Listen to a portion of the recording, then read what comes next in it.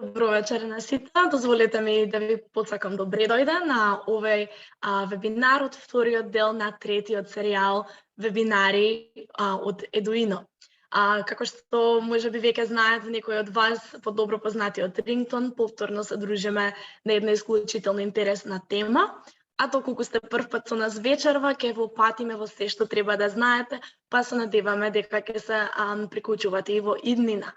За денес ви имаме подготвена една поприлично интересна тема насловена методи и пристапи за учење преку решавање на проблеми со фокус на климатските промени. Она што на англиски можеби е попознато како problem solving, кај нас се преведува како решавање проблеми, па на таа тематика имаме и исклучително искусен предавач Александра Блажевска, која е дипломиран професор по хемија, наставник ментор во основното општинско училиште Јан Амос Коменски во Карпош, Скопје. Како и вообичаено, денешниот вебинар ќе биде со време трајање од околу час, час и половина, а работниот јазик е македонски. Се разбира, по најново имаме и симултано толкување на албански јазик. Што е всушност овој Едуино вебинар? Освен што можете да не следите на Zoom, како што верувам, веќе голем број од вас не следат, исто така голем број од вас се приклучени и преку YouTube, така што каде и да не следите, имате подеднакви услови за учество, така што не се грижете. Која е целта на вебинарот, може би се прашувате.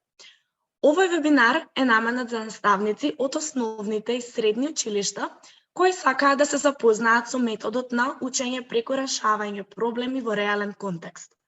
Целта е да се постигне поголема вклученост на учениците и повисоки постигања во образовниот процес. Нема да биде само теоретски вебинар, веројатно веќе сте запознаени од нашите минати вебинари. Овој вебинар нуди практични примери од успешни практики, во овој случај за примена на моделот на учење преку размислување и решавање на проблеми. Се интегрираат вештини на критичко размислување, решавање комплексни и реални проблеми и се разбира, ги мотивираме учениците повеќе да се ангажираат во наставата. Што представуваат Едуино вебинарите општо? Тоа се семиформални и интерактивни онлайн настани со 1 до 2 говорника. Во овој случај вечерва еден говорник и траат од час до час и половина, а се фокусирани на споделување на знаења за современи и иновативни теми од истакнати практичари и експерти. Овие вебинари се подготвени со согласно однапред дефинирана и одобрена програма, придружени се со практични вежби и примери и исто така имаат дел на интерактивни прашања. Практикуваме отворена и поканувачка средина за вашите прашања и идеи, па се надеваме дека ќе се вклучите активно во текот на следниот час, час и половина. Кои се досегашните успеси на Едуино вебинарите? Веќе споменав дека ова не е прв пат како го организираме овој серијал вебинари, всушност ова е третиот пат и сме во втората половина од третиот серијал. Тоа значи дека досега имаме надминато бројка од вкупно 52.000 слушатели и над 2.000 слушатели по просек по вебинар.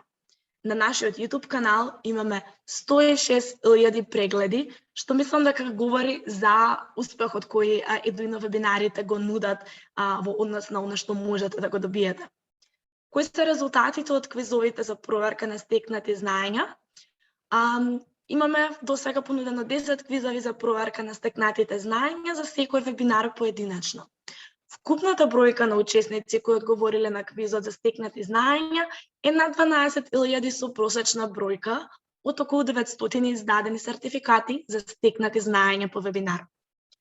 Резултатите од пријавените активности се наоѓаат на Padlet и бројат над 700 пријавени активности, што значи дека околу 450 сертификати за применети знаења се издадени на нашите слушатели. Нормално дека овие бројки говорат дека мора да го повториме овој успех и да продолжиме понатаму да го нудиме она што вам ви е потребно, па затоа продолживме со понатамошните теми и се гледаме вечерва во третото издание. Од почетокот до сега се разбира дека имаме внесено некои новитети, Клучните измени се во главно со зголемен фокус кон применливото знаење. Опфаќаме иновативни напредни теми во новата програма, со тоа што ќе ги предвидуваме и понатаму трендовите и потребите, за да бидеме во чекор со времето. Имаме симултано толкување на албански јазик, па така можете да ги следите вебинарите и на македонски и на албански. Креирана е посебна веб страница за целосно информирање на вебинарите, можеби веќе ви е добро позната www.eduino.mk. Исто така имаме зголемен праг на комплексност за стекнување со дигитален сертификат. Ќе се навратиме на дигиталните сертификати веднаш во овој момент. Тие се од два типа. Можете да се стекнете со два типа сертификати. Сертификат за стекнато знаење и сертификат за пременето знаење. Која е разликата, можеби се прашувате? По завршување на овој вебинар, ќе ви биде отворен и прикажан код кон онлайн квиз кој е подготвен на нашиот предавач и се спроведува преку Google Forms. Квизот ќе биде отворен 15 на минути и доколку одговорите точно на најмалку 70% од прашањата, вашиот сертификат за стекнато знаење ќе биде изготвен и испратен до вас. Доколку сакате да се стекнете со сертификат за применето знаење, пред крајот на вебинарот ќе забележите дека предавачот ќе презентира 1 до 2 предлог активности поврзани со темата. Исто така, предавачот ќе ги презентира и чекорите потребни за подготовка на активностите, па истите ќе може да ги поднесете на Padlet и со тоа да се стекнете со дигитален сертификат за применето знаење. Сите овие информации ви се достапни во секој момент на нашата веб страница. Да се навратиме накратко за како да не следите најдобро преку Zoom и преку YouTube. Вашиот микрофон и камера, како што може да забележите, се автоматски исклучени. Начинот на кој нашата интеракција ќе биде воспоставена е преку поставување на вашите прашања преку Mentimeter апликацијата, која накратко ќе објаснам на следните слайдови. На крајот на ова сесија, односно на излагањето на нашиот предавач, ќе имате можност за вашите прашања и одговори. Како да не следите преку YouTube? Преносот во живо може да доцне до 60 секунди, тоа зависи од брзината на вашиот интернет, но не представува никаков проблем за да бидете вклучени целосно во целото време траење на вебинарот. Исто така, истите правила важат и за вас. Прашањата може да бидат поставени преку Mentimeter апликацијата. Како да не следите во најдобар можен квалитет на YouTube? Чекор 1, на YouTube преносот, кликнете на Settings, односно она што е во форма на запченик. Одберете ја опцијата квалитет или наведено на англиски Quality и одберете 720 или повисок квалитет, па така ќе можете да не следите во поголема резолуција. Доколку сакате на Zoom да го добиете преводот на албански јазик, тоа може да го направите со пристапување кон долната лента на Zoom апликацијата, стиснете на иконата Interpretation во форма на глобус, од листата на јазици одберете Albanian и кликнете на опцијата Mute Original Audio. Истите овие правила важат и доколку не следите преку вашиот мобилен уред, значи не е ексклузивно само за компјутер или лаптоп. Доколку сакате да не следите на албански јазик преку YouTube, тоа може да го направите со пристапување на нашата страница www.eduino.mk и изберете го вебинарот кој го следите вечерва. Кога ќе пристапите до вебинарот, во полето за брз пристап ќе можете да одберете дали сакате да го следите преносот на македонски или на албански јазик. Соодветно на тоа што сакате, стиснете на соодветната икона, па така ќе можете да не следите на јазикот кој го имате избрано. Веќе споменав дека нашата интеракција вечерва ќе се одвива преку Mentimeter апликацијата, па затоа мислам дека е време и да се навратиме на истата и да објасниме како таа работи. Оние кои досега си имаат вклучено на нашите вебинари, веројатно ја знаат оваа процедура на памет, но должност ми е да го објаснам тоа во случај да имаме и нови приклучувања вечерва. Во нов тап на вашиот уред или на вашиот мобилен телефон пристапете на www.menti.com и ќе добиете код на следниот слайд кој е горе на мојот екран, па и тој ќе го впишете во полето наведено. Препорачуваме навистина да користите нов таб за да можете паралелно да го следите и вебинарот и да учествувате на Mentimeter, а доколку имате опција да се приклучите од вашиот мобилен уред и да го следите вебинарот од вашиот компјутер или лаптоп, тоа би било исто така возможно и препорачано. Оваа алатка овозможува одговарање на интерактивни прашања кои ќе ги гледате на екранот на модераторот. Можете да пристапите до Mentimeter со скенирање на овој QR код, а можете и да одите на страната www.menti.com. Кодот кој ќе го впишете е 24852057. Кодот во секој момент ќе може да го погледнете во горниот дел на мојот екран, а јас ќе го повторам уште еднаш. 24852057.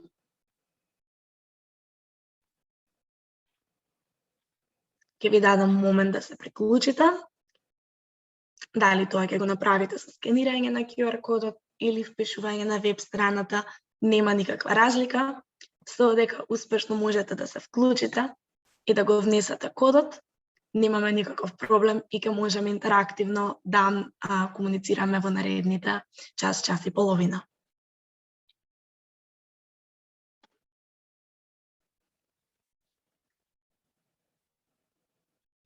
Одлично, бројката на слушатели вклучени на Mentimeter полека се зголемува.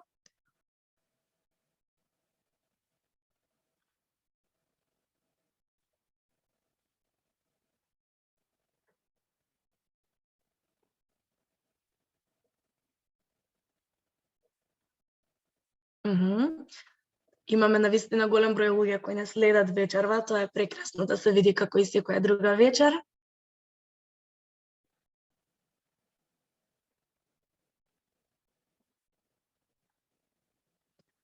Во ред, ајде да видиме, да тестираме дали можеме да ја користиме оваа апликација.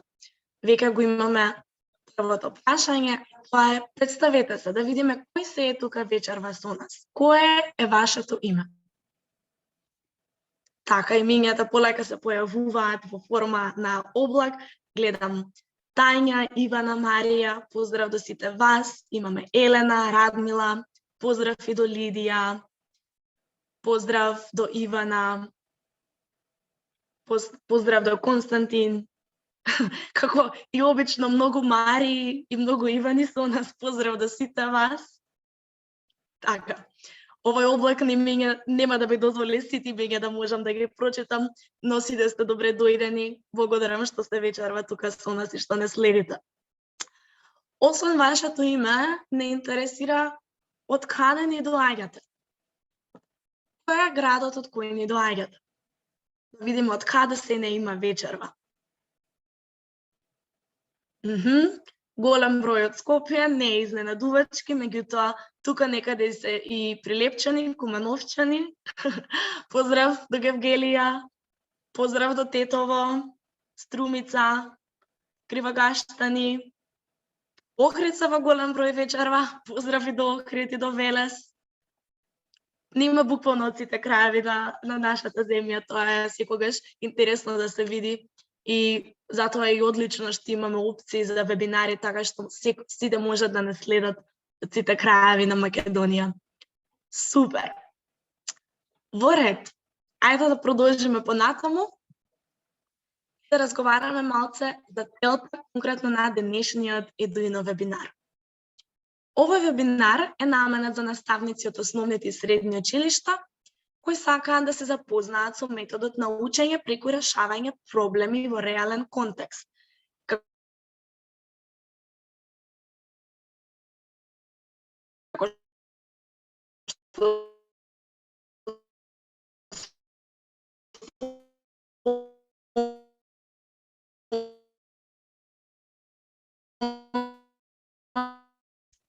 Учениците со образовниот процес.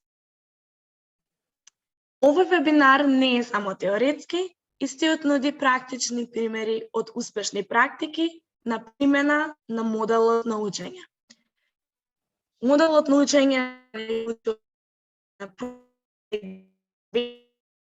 размислување, решавање комплексни и реални проблеми и исто како мотивацијски фактор за поголема ангажираност во наставата.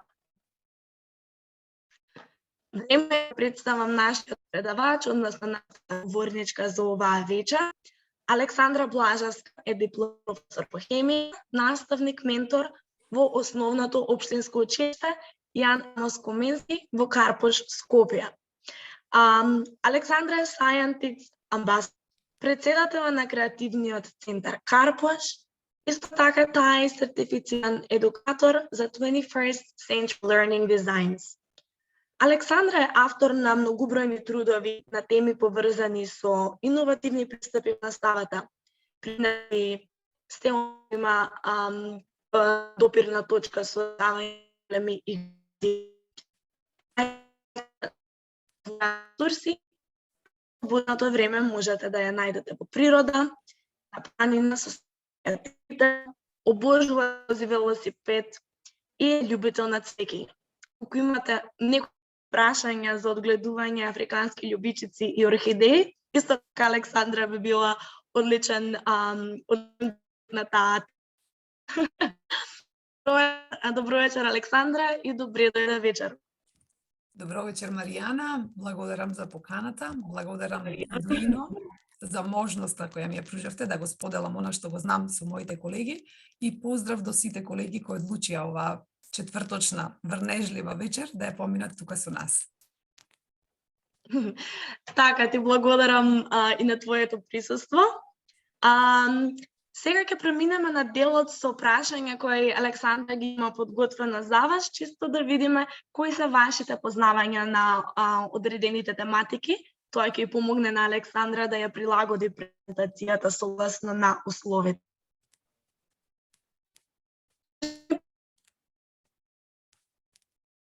Во одделенска настава, предметна настава, средно образование или друго.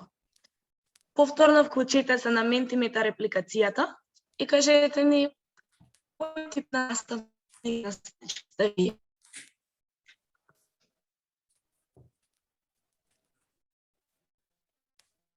Вака, се извинуваме поради техничките проблеми, поради малку по-тешкиот пренос. Маријана ќе се префрли на друг интернет. Во моментов, еве јас можам да ви ги прочитам овие прашања, Александра може малку да ги прокоментира. Вака, само момент. Значи, првото прашање, дали сте вие наставник, наставничка во основно, тоест во одделенска настава, во предметна настава, во средно образование и во друго. Значи, Александра ги прочита поред. Што е твој коментар, вака, да ни дадеш твој? Драго ми е што има од сите циклуси на образованието и особено ми е драго што има и друго и инсистирав да провериме дали има и други, освен основно и средно образование. Така што мислам дека овој вебинар има и наставници од средно образование малку повеќе од претходните, што ми е особено драго што и тие се вклучуваат повеќе во овие вебинари. Така што мислам дека ќе имаме убава дружба. Да, и мене ми се допаѓа овој диверзитет, верувам дека ќе допринесе до една одлична средина за дискусија и учење. Сега ме интересира колку често користите пристап за учење преку решавање проблеми во наставата. Дали го користите тоа често, дали го користите неколку пати, не користите, кои се вашите искуства? Одлично, барем во моментов гледам дека често и помалку сум тажна затоа што не можам да споделам, односно ќе не можеме да дискутираме бидејќи сега на овој вебинар јас ќе го пренесувам знаењето, но се надевам ќе имаме прилика да го споделите и вашето искуство од користење на проблемот при решавање проблеми или барем да проверите дали сте на вистинскиот пат, затоа што искуствено и јас некогаш мислам дека нешто правам, али искуството зборува дека можеби нешто може и да се подобри, така што мислам дека ќе добиете корисни информации како тоа да биде подобрено или да споделите со нас како вие тоа го правите. Супер. А сега да ни кажат нашите слушатели дали се запознаени со целите за одржлив развој на Обединетите нации? Да, не или само деловно?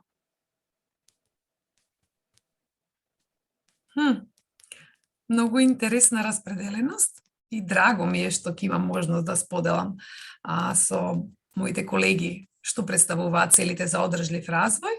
Така што мислам дека ќе биде исклучително корисно да се вклучи во наставата, бидејќи тоа е една глобален повик на кој многу интензивно се работи, се со цел да се возможи подобро место за живење на планетата Земја. Многу добро, да, и навистина интересни пропорции. И кажете ни сега, дали во наставната пракса сте обработувале час со акцент на климатските промени?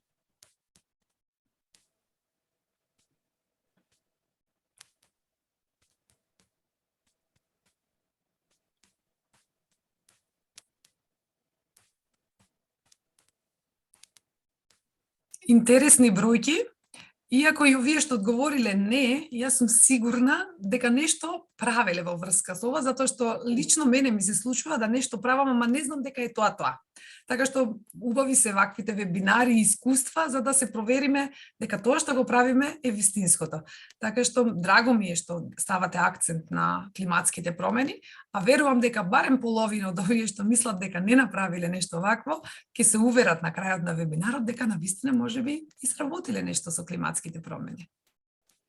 Така, не би ме чудало тоа да биде навистина случај.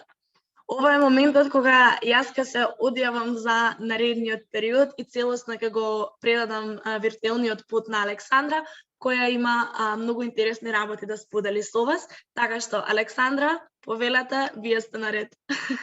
Благодарам. Добра вечер на сите, вака официјално. Морам да признам дека имам трема, иако да нашата работа е зборување секој час, но чувствувам огромна одговорност кон вас, мои колеги, кои одвоивте време денес да ме слушате. Зошто е таа одговорност? Затоа што во мојата наставна пракса или во моето учителствување, како што милувам да кажам, најмногу што научив за занатот наставник, научив од моите поискусни колеги. Така што чувствувам потреба, она што го знам несебично да го споделам, за да биде корисно за некој друг. И како што неколку пати Маријана најави, методи и пристапи за учење преку решавање на проблеми со фокус на климатски промени. Може би првата реченица од насловот за многумина е, па да, ова го знаеме, но никогаш не е на одмет да слушнеме нешто повеќе, нешто поразлично, се со цел да бидеме подобри во нашата работа. Па со што ќе се запознаете или што ќе очекувате, што може да очекувате од овој вебинар или на кои скали ќе се искачиме преку овој вебинар? Се разбира. За почеток, пристапот за учење со решавање на проблеми од секојдневниот живот. Верувам дека има и помлади колеги кои што туку почнуваат со работа, па им се потребни можеби малку подетални насоки околу оваа проблематика и овој пристап. Која е потребата да се оваа примена, зошто го правиме ова?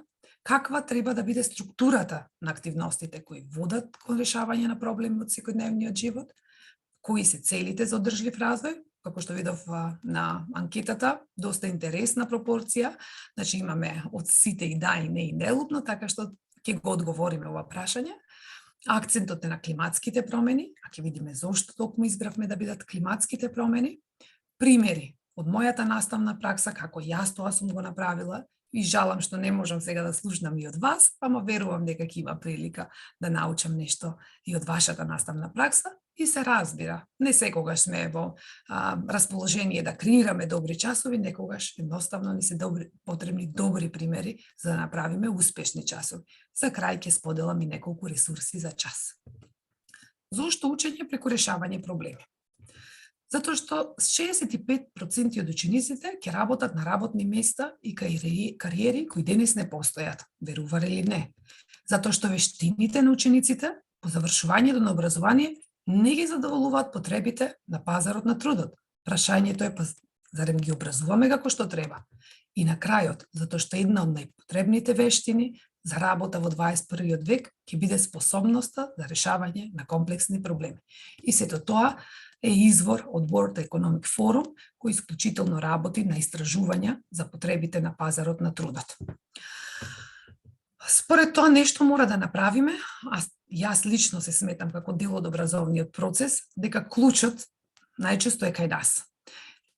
Многу пати сакам да искористам оваа мисла на секретарот за образование во администрацијата на Бил Клинтон, Ричард Рейли, дека нашата должност е да ги подготвиме нашите ученици да работат на работни места кои се уште не постојат, да користат технологии кои се уште не се создадени и да решаваат проблеми за кои се уште не знаеме дека се проблеми.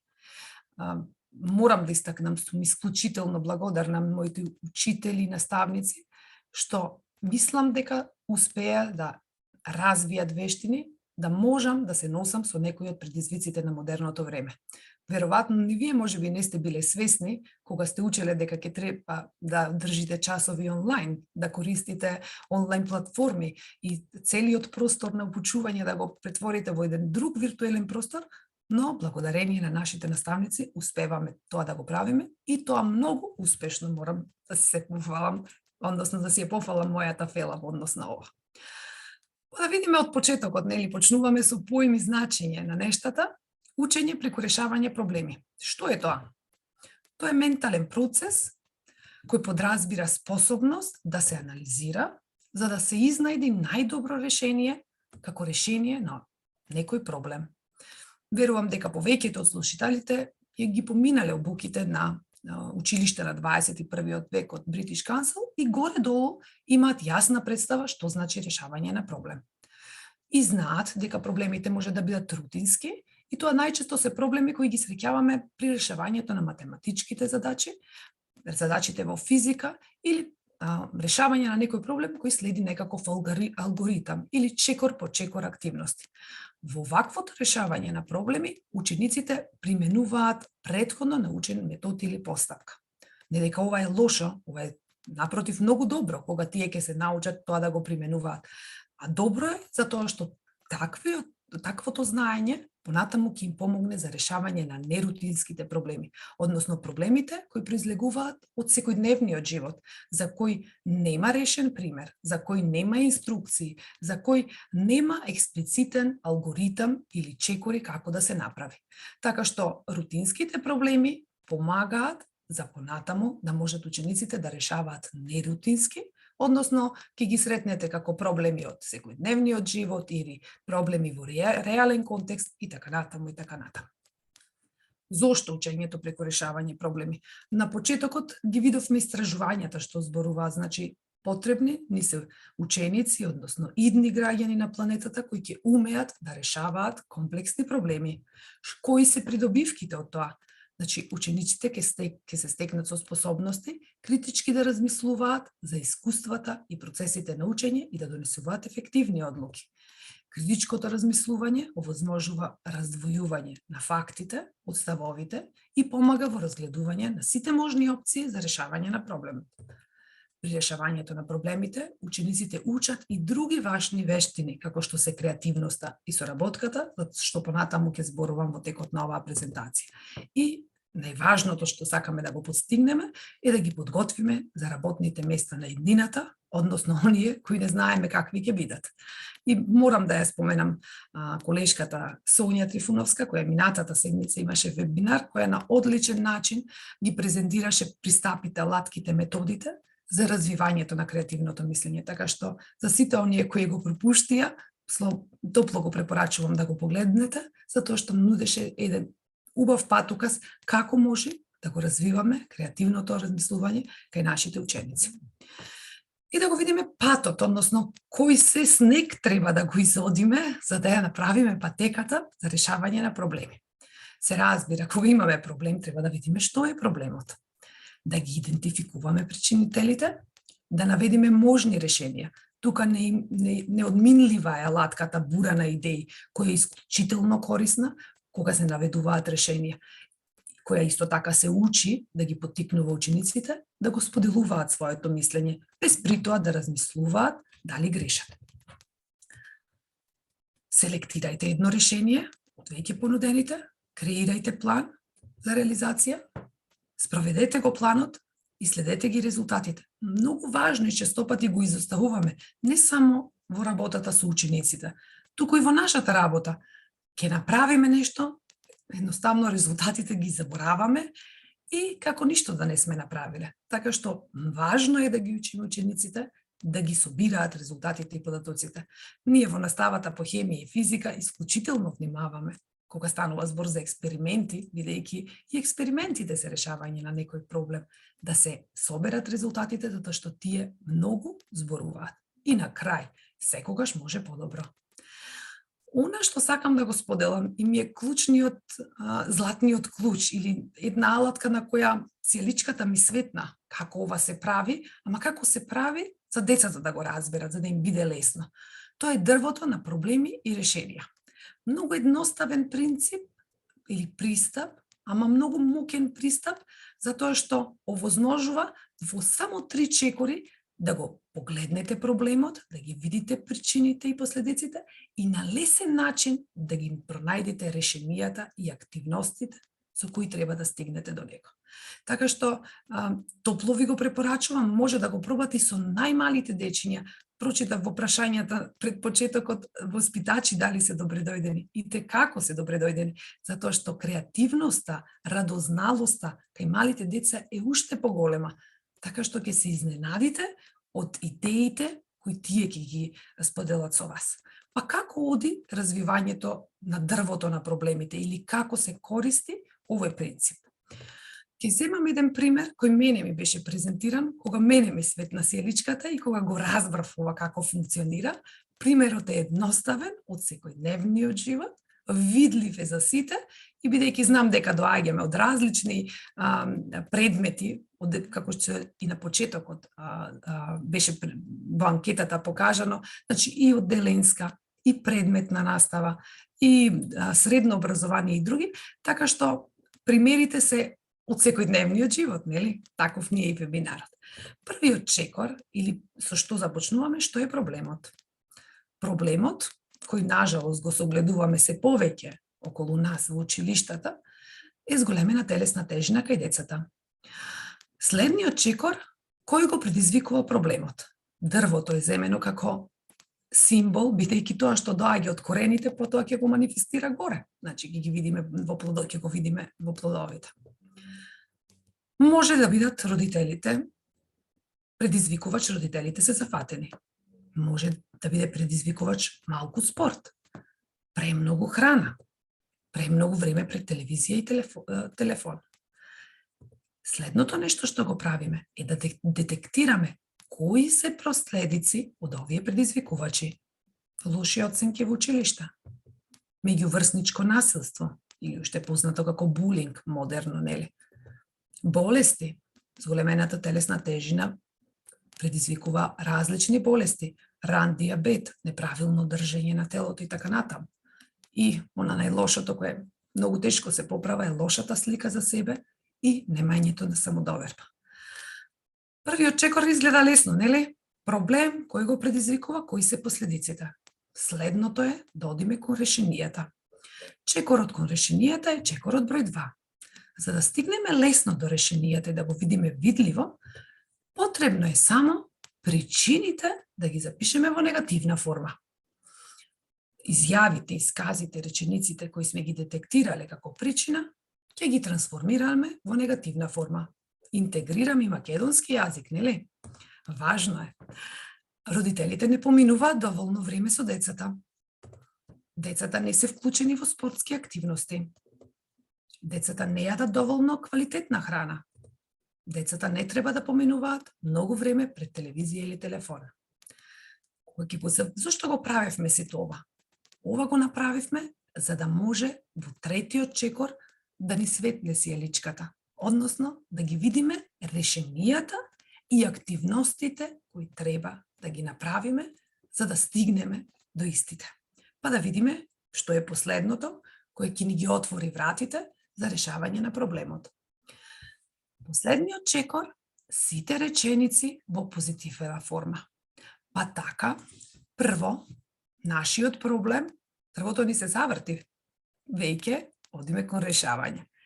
Немаме зголемена телесна тежина кај децата, имаме здрави деца. Го гледаме главното решение на проблемот кој го посакуваме. Причините кои произлегуваа од активностите на родителите и спортските активности, ќе ги промениме позитивно. И на тој начин, во еден чекор, ги гледаме резултатите. Лошите оценки станаа добри оценки. Меѓуврсничкото насилство е намалено или воопшто го нема. Болестите исчезна. Имаме деца без болести. Негативната слика за себе стана позитивна слика. А предизвикувачите, кога ги промениме во позитивна форма, ни стануваат активности кои треба да ги преземиме, за да може да стигнеме до посакуваните резултати.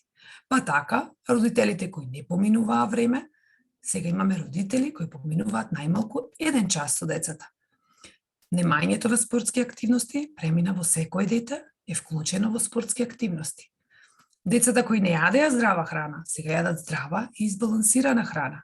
И децата ги користат телевизијата и телефонот за повеќе движења. Овде може слободно да се додаде и компјутерот. И сега можеби ќе се прашате, па нели не треба да ги користат телевизорот и телефонот? Да, но кога она што го сакаат тие, успевате да го превртите, односно да го направите во активност со која вие ги постигнувате вашите цели, односно она што сакате да биде решение на проблем, едноставно се решава проблемот и учениците многу повеќе сакаат да се вклучуваат затоа што не им кратите од нивните благодети.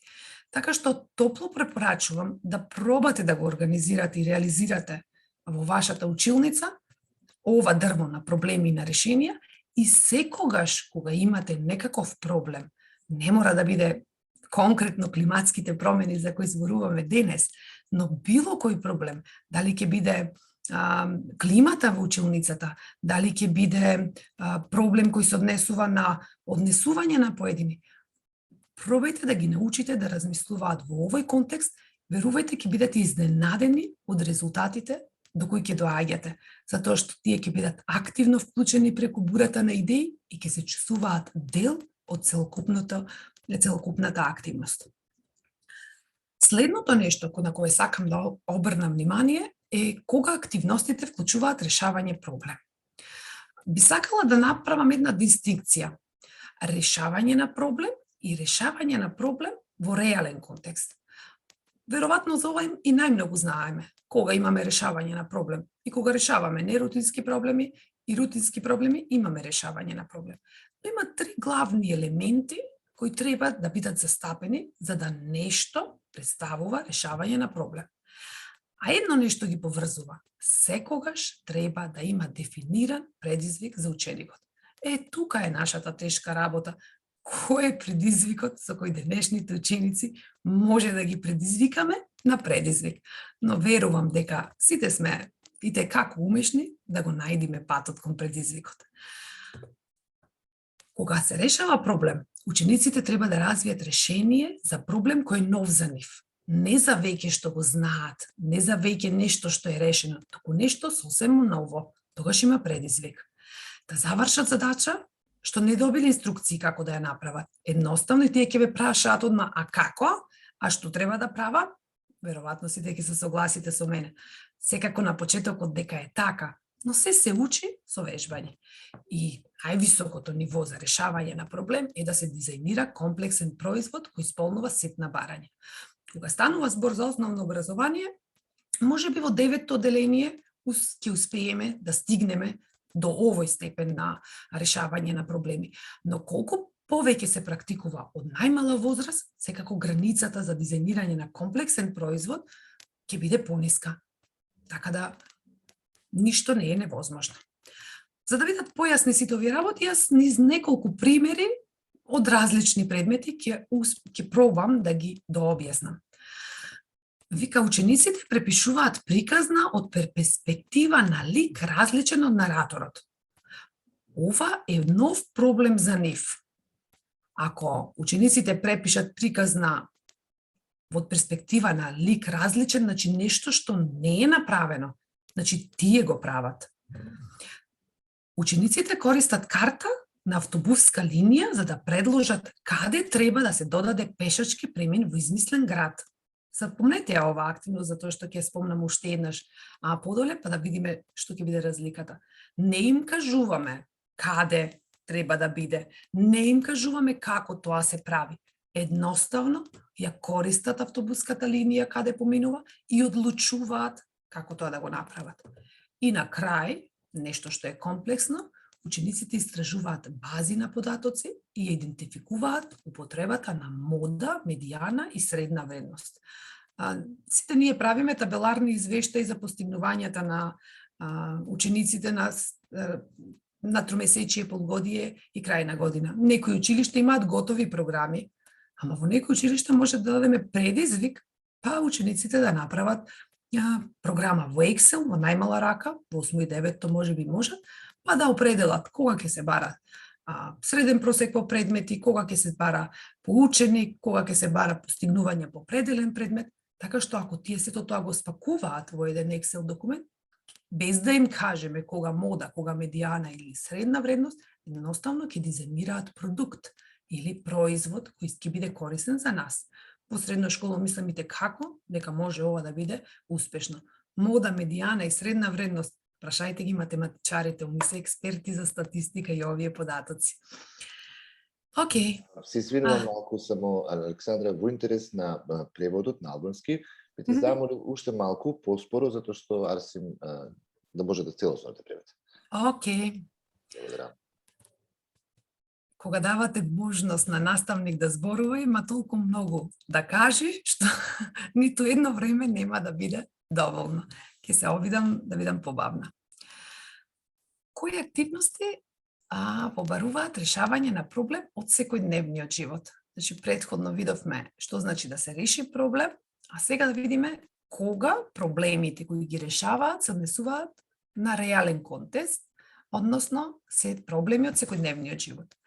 Треба да исполнуваат неколку услови, односно треба да бидат доживеани од вистински луѓе, ова ми беше најзгодно вака да го напишем, или од реални луѓе, односно некој што учениците го препознаваат, а најдобро е кога проблемот ги засега нив. Треба да имаат решение за специфична и веродостојна целна група. Значи, во реалниот живот, решенијата на проблемите не се исти. Значи, нема два реални проблеми или проблеми од секојдневниот живот што се идентични. Тие може да бидат во книга, па едно решение да биде употребено за два различни проблеми. Да имаат специфична и конкретна содржина. Значи, точно да укажуваат какво решение ќе се нуди за тој проблем. И она што е многу корисно и може многу лесно да го правите во наставата е да користите вистински податоци. Мене ми се случувало да ги измислам податоците за некакви проблеми, но кога им кажувате дека тие се вистински, навистина им е посебен предизвик и ги мотивирате поактивно да учествуваат, затоа што знаат дека тоа што ќе го најдат како решение може да се имплементира. Тука доаѓаме до иновативни решенија. Морам да укажам на овој дел од чекорите за решавање проблеми, кога станува збор за иновативни решенија, често пати се мисли дека тоа треба да биде патент, изум, нешто невидено, нешто дотогаш несторено или ненаправено. За иновативно решение се смета секое решение до кое учениците дошле и успеале да го имплементираат лично или пак да побараат помош од релевантни авторитети, односно институции, односно некој што може да го направи. Иновативното решение не е патент, не е изум кога станува збор за решавањето на активности, односно проблеми од секојдневниот живот. Така што не да мислите дека треба нешто да смислите ново. Треба едноставно да најдете решение за некаков реален проблем кој е доживеан од вистински луѓе, да ги користите вистинските податоци и да се обидете да го имплементирате. Во примерот на крај кој ќе го споделам, ќе видите на каков начин ние сме го имплементирале и зошто нашето решение е иновативно решение. За да бидат појасни сите овие елементи на проблемите од секојдневниот живот, ќе се обидам сега низ неколку примери да ги разјасниме, односно да направиме разлика. Првиот пример. Учениците ја препишуваат драмата Бегалка за тинеџерска публика. Тинеџерите се вистинска и специфична публика. Значи, имаме реални ликови, односно реална целна група. Доколку на учениците сме им дале да ја препишат драмата на современ јазик, овде немаме специфична публика, немаме специфичен контекст, едноставно учениците можат да го искористат она што го знаат за современиот јазик и да го имплементираат. Во претходниот случај, тоа го прават на нов, иновативен начин, затоа што сакаат да ја привлечат тинеџерската публика кон делата од македонскиот јазик. Така што ова е активност која може да се поврзи на часот на македонски јазик и да биде решавање на проблем од секојдневниот живот. Следниот пример, ви кажав претходно да ја запомните оваа со автобуската карта и со автобуската линија, видиме што е додадено тука за да се однесува на проблемот секојдневниот живот. Дека учениците користат карта на автобуска линија за да предложат каде треба да се додаде пешачки премин во нивниот град. Ова има специфичен експлицитен контекст и учениците користат вистински податоци за да го направат ова. Доколку ЈСП побара мислење или предизвик за учениците да постават пешачки премини, не мора да бидат само пешачки, може да биде и автобуски постојки на линија која сакаат да ја воведат, многу ќе биде поголема ангажираноста на учениците дека учествуваат во нешто што е реално за нив и ги засега од друга страна. Доколку активноста ја дадеме така што дадеме измислен град, мотивираноста нема да биде таква и нема да се однесува на активност на проблем од секојдневниот живот. И последниот пример за активности кои вклучуваат решавање на проблеми од секојдневниот живот, вика, учениците истражуваат дали растенијата во нивната училница можат да го подобрат квалитетот на воздухот. Тие се засегнати со квалитетот на воздухот. Значи, квалитетот на воздухот е вистински проблем, затоа што тие се реална публика, односно реална целна група. А само ако им дадеме да ја истражуваат интеракцијата помеѓу зелените растенија и јаглерод диоксидот во воздухот, тука немаме конкретен контекст за истражување на учениците. Така што мислам дека овие примери, намерно ги избрав да бидат од различните предмети, горе долу ви дадоа до знаење кога дадениот проблем е од секојдневниот живот и се смета како проблем од секојдневниот живот, а кога едноставно само решавање на проблем. И бидејќи нашиот образовен систем, и не само нашиот образовен систем, туку целокупните образовни системи ги насочуваат учениците кон индивидуална работа, бидејќи добиваат индивидуални оценки. Јас не знам кај нас дека на некој начин оценуваме меки вештини, односно се обидуваме и го сметам ваквите вебинари за одлична можност за споделување на искуства како може тоа да се прави. Соработката е исклучително важна вештина. Зошто? Затоа што на работните места учениците ќе работат во тим, каде секој со своите индивидуални знаења треба да допринесува кон заеднички решенија. А дали тоа така го правиме во училиште? Нажалост, не баш. И оценуваме само постигнување. Значи, меките вештини некако како да ни заостануваат или можеби ни заостануваат во процесот на вреднување кај учениците. И кога ќе кажам соработка, да, соработуваат децата, да, и ние во колективите одлично соработуваме, но хајде да видиме што значи ефективна соработка, односно што подразбира вештина за соработка, каква треба да биде. често пати кога треба да соработуваат учениците, пишуваме учениците работат во парови или групи. Верувам дека сите ќе се согласите со мене по однос на ова. И на крај, после работата во групи, доаѓаат поплаките. Јас се направив, тој ништо не правеше, тој спиеше, тој си играше на телефон и така натаму. Значи, немаме ефективна соработка ако учениците сме ги поставиле да работат заедно во парови или групи. Треба да имаат споделена одговорност. И ние како возрастни се соочуваме честопати со ова, да работиме во парови или групи, па на крај да кукаме дека нешто само сами сме сработиле и така натаму и така натаму. Во принцип познати сме по тоа да се жалиме за све нешто. Како да овозможиме второто ниво на соработка, односно споделената одговорност? За почеток, кога почнувате да ги имплементирате нивоата на ефективна соработка, доделете им улоги со јасни очекувања на секој од членовите на тимот. Кога тоа ќе стане рутина и тие ќе знаат дека мораат да ги исполнуваат барањата, следното ниво е донесување на заеднички решенија. Се учи, никој не се родил со вештини за соработка. Се учи искуствено и тоа е најдоброто учење, се разбира. Кога ќе го совладаме нивото на споделена одговорност, во следниот чекор, кога ќе ги поделите во парови и групи, тие ќе умеат да си ги поделат одговорностите, затоа што ќе бидат научени тоа да го прават. И ќе умеат заеднички да донесуваат решенија за продуктите од нивната работа. И на крај, највисокото ниво на соработка е меѓузависноста.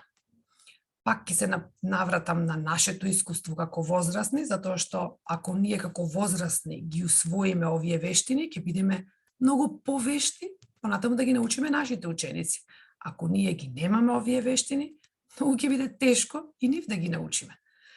Меѓузависноста значи дека секој, и секако дека е поврзана со споделената одговорност и донесувањето на заеднички решенија, секој мора да ги заврши активностите доследно, за да може на крај продуктот да биде целосен. Односно, има една поговорка, вика, без секој се може, ама во соработката треба да биде поинаку поговорката. Значи, мора сите да допринесуваат за да може да биде успешна соработката.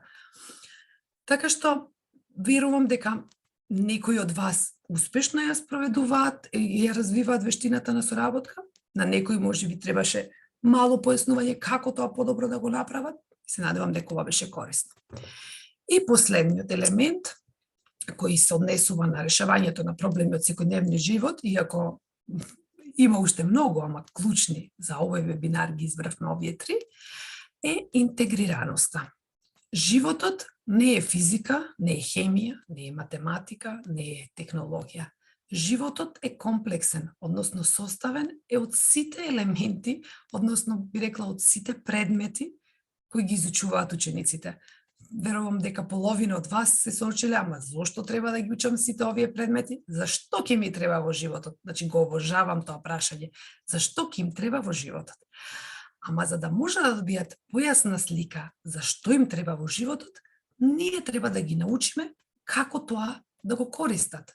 Односно, при решавањето на проблемите, да користат, односно да ги искористуваат знаењето од поделните предмети и за да ја видат потребата од изучувањето на секој од нив. Она што е популарно, верувам, нема некој што не го слушнал, STEM.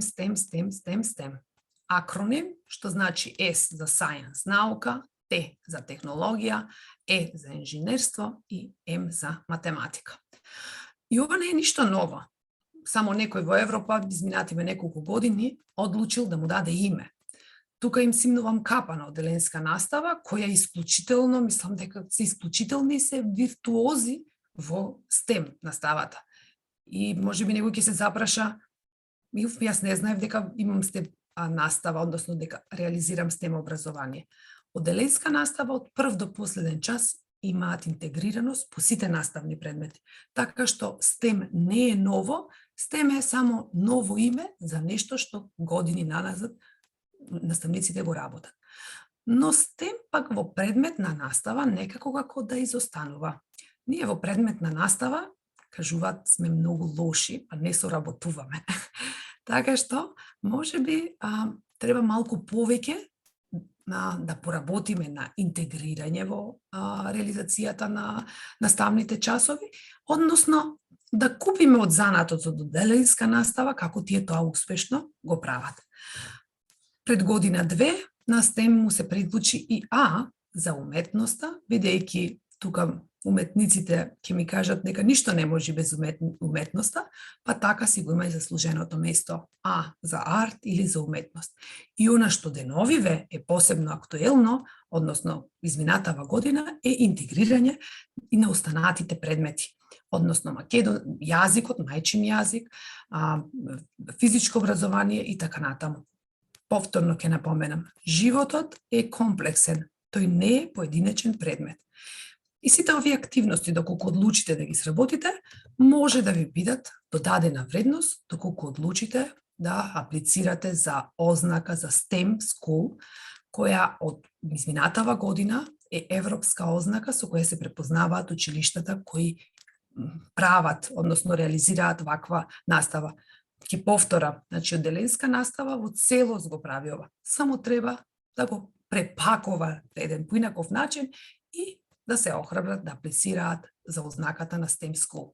Ознаката е на исто ниво како E-Twinning ознаката, меѓународно призната, односно призната на европско ниво, и така што секој училиште со визија би требало да тежне кон вакви цели, односно вакви ознаки во својата работа. И на крај дојдовме на она што беше најразнолико, односно целите за одржлив развој на Обединетите нации. Може би на некој ви прелетала оваа сликичка и глобално кажано каква е нивната цел. Значи, овие цели треба да имаат заедничка цел. Тоа е еден глобален повик со кој се сака да се стави крај на сиромаштијата, да се зачува здравата животна средина и климата и да се овозможи мир и благосостојба на сите жители на планетата Земја. Обединетите нации одлучиле дека тоа можат да го направат низ овие 17 цели, се извинувам некако 13-ката ме влечи, затоа што ќе зборувам следно за незе, а ние на овој вебинар одлучивме да зборуваме малку повеќе за климатските промени, затоа што со нив и како почнуваме да ги доживуваме и на своја кожа. Акцијата за справување со климатските промени го носи бројот 13 и според Обединетите нации целта на оваа акција е да се подобри образованието, да се подигне свеста и човечките институционални капацитети за облажување на климатските промени, за адаптација, намалување и влијание на рано предупредување. И верували ли не, главен виновник за сите овие климатски промени е еден мој пријател од хемијата кој се вика јаглерод диоксид. Јаглерод диоксидот е оној кој ги прави сите проблеми со кои се справуваат климатските промени. А Обединетите нации, односно програмата за заштита на животна средина, има своја стратегија со која ги детектира кои се тие кои најмногу произведуваат јаглерод диоксид и прави акции и планови како да се намали влијанието, односно емисијата на јаглерод диоксид. Предпоставувам од прва можеби помисливте да од транспортот најмногу произведува јаглерод диоксидот, но не. Производството на енергија, која деновиве и како не засега, е најголемиот предизвикувач на емисија на јаглерод диоксид. Понатаму следат останатите, земјоделството, храната и отпадот, односно отпадот е тој што ни меша работите во однос на емисијата на јаглерод диоксид, и секако транспортот е на последно место, но не е за занемарување. Кој е повикот или која е целта на програмата за животна средина на Обединетите нации? Целта е да се лимитира производството на јаглерод диоксид до 30 гигатони, односно зголемувањето на средната температура не смее да надмине 1,5 целзиусови степени. Верували ли не, пандемијата имала и своја добра страна. Знаете ли која е? Благодарение на пандемијата, емисијата на јаглерод диоксид се забави, затоа што светот за кратко престана да се движи. Така што нешто корисно и од пандемијата сме имале. И кои се последиците од климатските промени? Сите ви се добро познати. Метеоролошки непогоди. Пред само месец дена Скопје, што би рекле од ведро небо, беше страшна метеоролошка непогода. Настана страшна метеоролошка непогода. Изумирање на живиот свет, суши и поплави, недостаток на храна, верувам или нажалост во иднина и како ќе биде проблем. Пораст на морското ниво. За среќа сме континентална земја, па не засега многу овој проблем, ама и како крајбрежните земји и градови стравуваат од потопување. Промена на климата. Сите сме сведоци дека како да ги изгубивме 4 годишни времиња. Или ние жените знаеме да кажеме од чизми во сандали, како да ги немаме оние измеѓу пролет и есен. И зголемувањето на температурите. Речи си да нема кој не се жали во лето дека е неиздржливо и дека температурите на вистина се покачени во споредба со минатото. Зошто ги споменав сите овие последици? Затоа што можат да ви користат во развивањето на дрвото на проблеми и решенија, односно, доколку немате идеја, нешто да земите за да може да развиете определена активност. И се разбира, виновникот е мојот пријател од хемијата, јаглерод диоксид. Што би било како можно решение? Намерно ги наведов овие, за да може полесно да ги поврзувате во дрвото на проблеми и решенија. Користење на воз наместо авион за кратки дестинации. Сега, кога станува збор за Македонија, ова не е баш најдобрата варијанта. Јас морам да кажам дека патот Битола Скопје трае 4 часа со воз, така што верувам дека ги научам моите ученици да направат подобра возна инфраструктура. Ама од Прилеп до Битола со авион не се стига. Оти во Битола нема аеродром. Следно е прилагодување на патната инфраструктура за возење на велосипеди.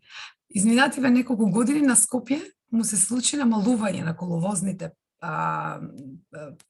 патеки, делови за сметка на велосипеди, односно велосипедски патеки. Многу од возачите се љутат зашто се намалени коловозните патеки, но ако не можете да ги убедите милом да возат велосипед, тоа се вика во превод народски кажано, ќе им намалите патот каде можат да се движат и ќе им направите услови за возење на велосипед, затоа што беа големи поплаки дека не е безбедно возењето на велосипед и слично. Така што таа активност на градот е за намалување на користењето на моторни возила, односно зголемено користење на велосипеди. Следното, подобрување на енергетската ефикасност на домовите и како сега размислуваме за енергетска ефикасност. Дали од кога купуваме апарати, дали кога ги променуваме прозорите или изолацијата, значи ова е многу повеќе популарно за разлика од пред 20 години. Управување со отпадот и неговото рециклирање. Толку многу се зборува за ова и верувам дека овде нема наставник кој во училиштето не селектирал пластичен отпад и сепак работата како да не оди. Како да не е на нивото на кое треба. Така што во овој дел управувањето со отпадот и неговото рециклирање и како има простор за работа. Консумирање на локално произведена храна е нешто што е исклучително интересно за учениците. Енергетската транзиција, која значи целосно префрлање од производство на енергија од необновливи кон обновливи извори и на крај подигнувањето на јавната свест со кој со учениците може на најлесен начин да го направиме. И дојдовме до она што јасно го правела во мојата наставна пракса и на што сум особено горда, ама истовремено и тажна, затоа што активностите кои ги спроведува во ова активност зелени стапалчиња или познатата иницијатива Green Footprints се објавуваат во извештај кој се презентира на самитот на Обединети нации за заштита на климата. Од 2012 ја реализираме активноста, започна прво само во моето училиште, па потоа вклучив 3 училишта во Карпуш за последните години да се реализира, пред пандемијата се разбира, да се реализира во 10 училишта во Карпуш. И најмногу ми се допадна активноста детективи на патот, затоа што ги вклучуваше сите елементи на реален проблем од секојдневниот живот. Накратко ќе се обидам да ја прераскажам, иако може на страната на Climate Alliance да ја пронајдете и да ги видите сите активности. Учениците ги истражуваа критичните точки на патот од училиштето до домот, ги мапираа, меѓусебно соработуваа за да не им се поклопуваат улиците, се разбира, и подготвија извештај кој го презентираа во општината, затоа што не може они да го решат, не може они да означат пешачки премини, да постават ступчиња, да постават патеки и слично. За волја на вистината, наидовме на позитивен одговор од општината и се подобрија буквално сите пристапи до сите 10 училишта, односно се зголеми безбедноста. Идејата беше преку безбедноста учениците да се мотивираат да користат велосипеди и додат пеш, наместо да ги носат нивните родители со автомобили кои го нарушуваат безбедноста и го загадуваат воздухот истовремено. Така што ве поканувам да ги погледнете активностите и да добиете некаква идеја за реализација на активности кои ќе носат намалување на климатските промени. И за сите оние кои во моментов немате идеја, ви препорачувам 2 ресурси. Првиот ресурс е образовниот пакет на Тера мисијата, во која ќе пронајдите активности поделени на возраст, за возраст од 8 до 10 години, 11 до 14 години. Во секој пакет од активности, сите активности се поделени во 8 теми, се разбира и климатските промени ги има. Во секој пакет содржи часови за интерактивни табли, кои на англиски јазик, но со можност за превод на македонски, на мајчин, македонски, албански јазик, на кој јазик работите, насоки за наставникот како тоа да го направи и работни листови. Значи, одличен ресурс. Посетете го, разгледајте го, верувам дека ќе најдете нешто што ви е интересно. Затоа што често пати ни треба добар час, добро подготвен час за да реализираме некој активност со нашите ученици. И уште последниот ресурс, тоа е страната на Climate Alliance, каде ги објавуваме резултатите од активностите, каде ќе, доколку одлучите да го направите, ќе се најдат и вашите активности, ќе бидат презентирани пред учесниците на самитот на Обединетите нации. Во делот материјали имате еден прирачник за наставници, во кој има едно чудо прекрасни активности, кои треба едноставно да ги земете и да ги ставите во вашата училница. Јас се надевам дека бев во рамки на времето и бев доволно бавна, за да може преведувачот да ме преведи. И само би завршила со една парапразирана мисла на првиот човек од месечината, ама мојата мисла ќе биде мал чекор за учениците, но голем за климатските промени. Големите проблеми се решаваат така што ќе ги решаваме помалите нешта кои ги создаваат. И за ова, доколку не ви јасно како да го направите, ве упатувам на вебинарот на Милош Соколиш за дизајнерско размислување. Ве оставам во добро здравје, се надевам ви беше пријатно и добивте корисни информации како може да го имплементирате во вашата наставна пракса. Ви благодарам. Благодарам, Александра, на вистина одлична презентација. Мислам дека сите можевме да научиме нешто ново или да се подсетиме на она што веќе го знаевме. Сега мислам дека нашите слушатели знаат кој е делот што следува. Време е за делот на прашања и одговори. Ве поканувам повторно на Mentimeter апликацијата, истиот код од претходно, истиот концепт на интеракција, можете да се приклучите и да ги упатите вашите прашања во врска со излагањето на Александра и се надеваме дека Александра ќе удостои со колку што е можно повеќе одговори на прашањата. Така. Имаме голем број на прашања, како и вообичаено. Ќе видиме колку од нив ќе успееме да покриеме, се надеваме дека ќе успееме да ги одговориме повеќето, но доколку не е тоа случајот, верувам дека ресурсите кои Александра ги сподели со вас, како терамисијата и останатите, ќе ви дадат многу идеи за она што може да направите. Александра, еве кој првото прашање за вас. Како би можело да се оценуваат постигнувањата на учениците при реализација на пристапот преку решавање на проблем? Најгорката тема за нас наставниците, кои да го прашате, ќе речете се ќе ги научам, ама друг да ги оцени. Бидејќи станува збор за решавање на проблеми, мора да биде оценувањето посеопфатно, односно самите видовте дека има многу елементи. Така што кога станува збор за оценување на овој пристап, топло ги препорачувам рубриките.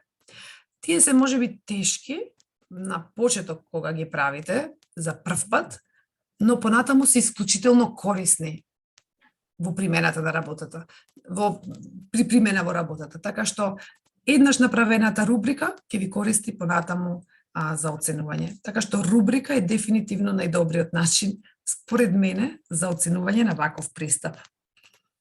Благодарам, Александра. Да видиме што друго нашите слушатели сакаат да знаат. Следното прашање е дали може да се приклучиме кон кампањата Green Footprint? Да, мислам дека ако тоа веднаш го направите, може, затоа што овогодинешниот самит се организира од 7 до 10 ноември. Она што е потребно на Climate Alliance е да го подготви, се разбира, извештајот, така што до крајот на октомври, доколку одлучите да ги спроведите активностите, генералната активност е мотивирање на учениците за одење пеш. Значи, тоа е главното нешто што треба да се направи. Споредно може да направите колку сакате други активности. Но, она што Climate Alliance говара од вас, е колку ученици во текот на една недела сте ги мотивирале да доаѓаат и да си одат пеш. Затоа добиваат по едно зелено стапалче и тие бројки ги реферират, односно ги испраќате до Climate Alliance пропратно со останатите активности. Значи, Клаудија Шури е таа што ќе ви сконтактира кога ќе се пријавите, исклучително срдечна и добронамерна и секогаш подготвена за помош, така што ве поканувам да земете учество, да не биде само карпошт училиштето кое споделува активности таму. Да, мислам дека ова е класичен пример за активност која е лесно и интересно, така што навистина одлична идеја. Како што одиме низ прашањата, Александра, само ќе ве потсетам да не брзаме низ одговорите, за да може преводот на албански доследно да биде искомунициран. А ние веќе ќе поминеме на третото прашање, кое вели како можам ефективно да оценувам или следам соработка на учениците во одредена активност. Кога станува збор за соработката, е исклучително тешко да ја оцениме, затоа што учениците се поделени во групи и ние едноставно не може да се клонираме па да бидеме присутни и да видиме како тие работат. Она што тука го препорачувам е само оценувањето или рефлексијата. Кога станува збор за оценување, односно соработка, тие се многу искрени во тоа да истакнат колку учествувале во активноста, кој соработувал, дали самите соработували или не, а на тој начин ги учиме па да прават и само рефлексија, за да можат да се подобруваат. Така што, дефинитивно, соработка на учениците најдобро може да оцениме или да имаме увид преку само оценување. Така, одлично. А веќе имаме и други прашања, па веднаш ќе поминам на следното прашање, која вели дали активноста е потребно да ги содржи сите елементи кои ги напоменавте, за да се смета за пристап на учење преку решавање проблеми од секојдневниот живот? Не треба. Ако сега почнувате, доволно е да изберете реален проблем кој ги засега учениците. Нека биде само тоа. Понатаму внесете да користат податоци. вистински податоци. Значи, полека, сигурно дека од прва не може да ги внесите сите елементи, а ние ќе ја сметаме како решавање на проблем од секојдневниот живот, иако содржи барем еден елемент. Така што за почеток, вели со мали чекори одиме кон постигнувањата. Одлично. Не имаме многу прашања, веднаш ќе преминам на следното. Дали пристапот на учење преку решавање на проблеми и пристапот на учење преку проекти се однесуваат на ист метод на работа? Да, го спомнав низ предавањето, генералниот акцент беше на решавање проблеми и спомнав и проект, нели, зелени стапалчиња. Во англиските акроними често пати се мешаат бидејќи и двете имаат исти PBL, Problem Based Learning and Project Based Learning. Разликата во овие два пристапи е тоа што решавањето на проблемот се фокусира на процесот. Значи, методот на работа е фокусиран на процесот. Важен ни е процесот, продуктот не. Но, при учењето преку проекти, фокусот ни е на резултатот, односно на производот. Проектот мора да има определен производ. Значи, методите се различни и слични, можам да кажам, но фокусот е различен. Значи, решавање проблеми го следиме процесот, а при проектите се фокусираме на продуктот, односно производот. Така, добро е да се знаат овие разлики на вистина. Во интерес на времето ние ќе прочитаме само уште едно прашање, а тоа е Александра. Каде отиде прашањето?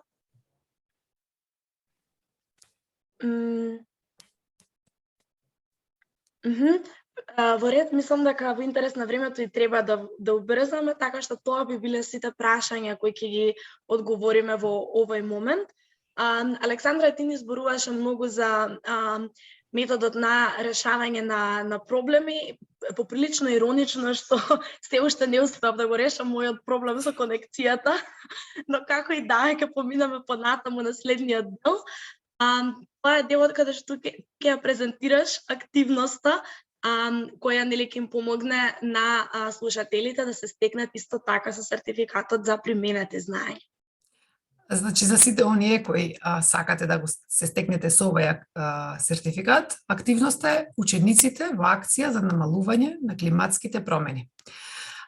Што се бара од вас е да реализирате активност во траење од 1 до 2 наставни часа. До 2 викаме затоа што можеби е блок и често пати решавањето проблем не се решава во 40 минути, некогаш е во 400 минути. Но битно е да се започне со некој елемент. Што треба да има? Треба да биде адресиран реален проблем. Ги разработивме убаво чекорите кога станува збор за реален проблем. Значи тоа да се засегнати вистински луѓе, да користи вистински податоци и да нуди решение. Значи иновативноста, мислам дека е јасно дека не мора тоа да биде патент некој или изум некој. Проблемот да биде поврзан со некој од целите за одржив развој, а најдобро би било доколку изберете да биде со фокус на број 13, односно акцијата за климатски промени. Да се истакне соработката на учениците. Значи да се истакне и во делот на интеракција во апликацијата да се наведе ако имаат споделена одговорност како, дали вие сте им ги дали одлуките, дали сами ги донесли одлуките. Ако нивните активности се меѓусебно зависни, како група 1 правеше ова, за да може група 2 да го продолжи следното. Значи да биде опишано на кој начин е соработката, кое ниво на соработка меѓу учениците е постигнато. И активноста да опфаќа интеграција на теми од минимум 3 наставни предмети. Не е многу воопшто, затоа што за било која активност вие од старт имате 2. Го имате пример, ако работите климатски промени, врзувате најчесто со природни науки, ако одлучите децата да творат, веднаш тука ви е македонски јазик, зборувам во помалата возраст, ако одлучите и да цртат, веднаш имате уметноста. Ако одлучите да користат некоја апликација, веднаш имате и технологијата. Значи, веќе 4 се наведени. Така што,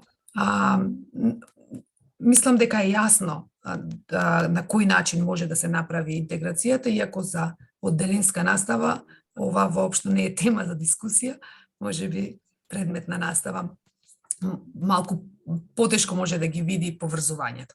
Така што мислам дека е јасно, значи да има реален проблем, да биде поврзан со целите за одржлив развој, со посебен фокус нели на акцијата за климатски промени, да има соработка опишана меѓу учениците и да има интеграција. Во ред. Александра, мислам дека навистина ни дадовте исцрпни одговори, една многу опширна презентација, се разбира темата е уште поопширна. Не би можеле да исцрпиме до крај, но верувам дека заслуживте да ви кажеме едно огромно благодарам, да се заблагодариме што го одвоивте ова време да ги споделите вашите искуства и знаења со сите кои не слушаат. И да ви посакаме пријатна вечер, дека ќе се видиме во иднина, не е прашање на дали, туку прашање на кога.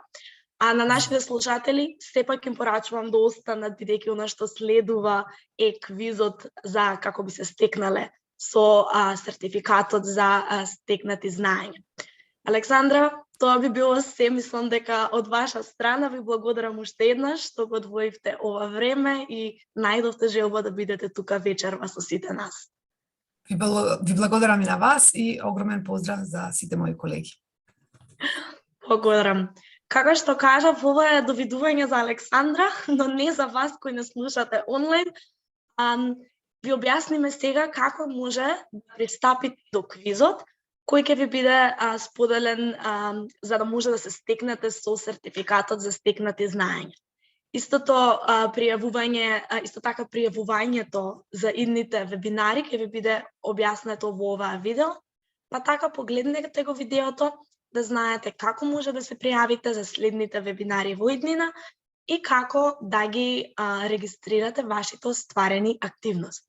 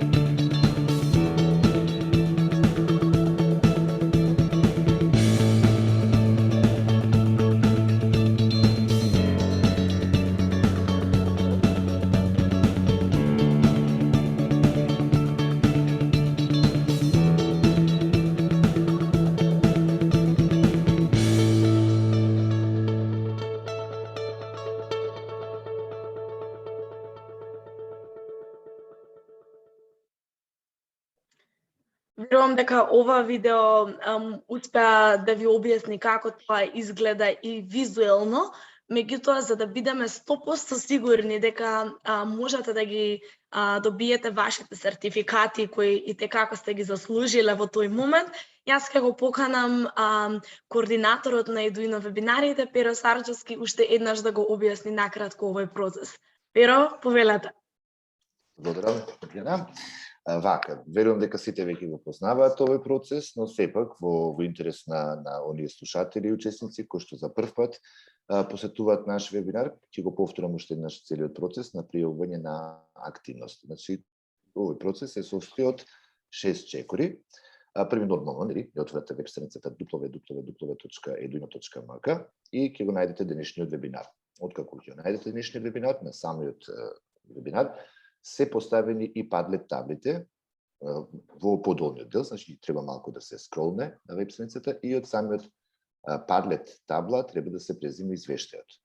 Во извештајот е вметната рубриката и со точно определените критериуми кои што се очекува од вас да ги исполните за време на спроведувањето на активноста на час.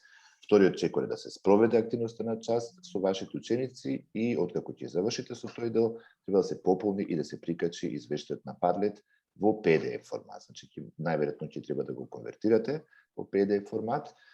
Откако ќе го прикачите на Padlet таблата, треба да се направи слика од објавата, или на англиски тоа се вели скриншот, и на крајот самата слика од објавата треба да се пријави преку можноста за брзо пријавување на активност во делот за брз пристап, кој што се наоѓа исто така на веб страницата.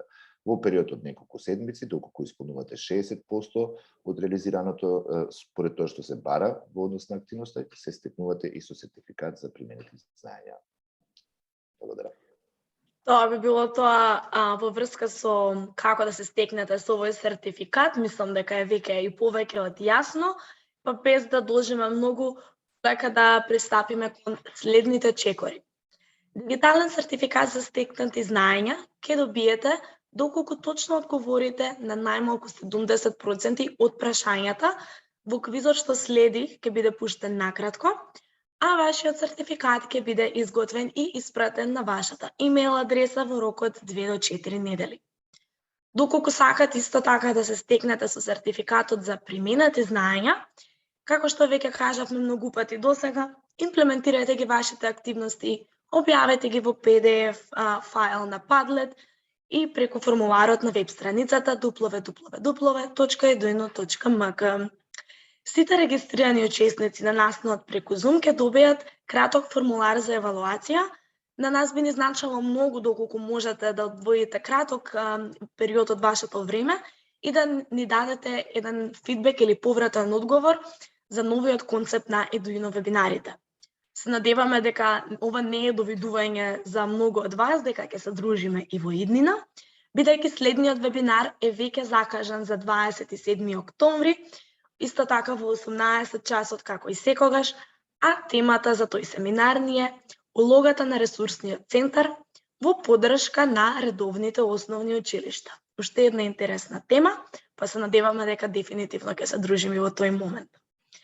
Доколку имате прашања или сугестии, можете да не контактирате на вебинар maimuncheinnovationlab.mk или help@maimuncheinnovationlab.mk. Официјалната страна со сите информации, како и овие контакт имейл адреси, е www.eduino.mk. Сега, мислам дека времето дојде да го решаваме квизот за проверка на стекнати знаења. Линкот за пристап кој го гледате на мојот екран ќе ви биде споделен и во чат на Zoom. Доколку не следите на YouTube, тој се наоѓа во описот на самото видео и ќе имате 15 минути за решавање и подесување. На мојот екран ќе може да видите и тајмер за да знаете колку време ви има останато до крајот. Важно е да знаете дека можете да одговорите само еднаш и морате внимателно да ја внесете вашата имейл адреса, име и презиме, како не би пратиле погрешен сертификат на некој друг кој не бил овде и не го заслужил како вас. Формуларот автоматски ќе ги калкулира вашите поени и точни одговори, па веднаш ќе знаете колку е вашиот процент на точни одговори. Уште еднаш како да пристапите до квизот. На страницата на Eduino вебинарите, доколку одите надоле до секцијата на последни вебинари и го најдете денешниот вебинар, кликнете на полето кое вели повеќе, ќе видите дека во алатките за брз пристап, освен пријавите и YouTube преносите, постои и квизот. Кликнете на иконата и тоа директно ќе ве однесе до линкот за решавање на квизот. Истиот линк е споделен овде во четот и во описот на YouTube видеото, доколку не следите преку YouTube пренос. Благодариме за вниманието. Се надеваме дека имавте исклучително продуктивна и интересна вечер, дека Александра успеа да ви долови интересни тематики или да ве потсети на концепти со кои веќе бевте запознаени. Овој Eduino вебинар беше модериран од Маријана Аспровска и ми беше задоволство да бидам дел од овој настан вечерва.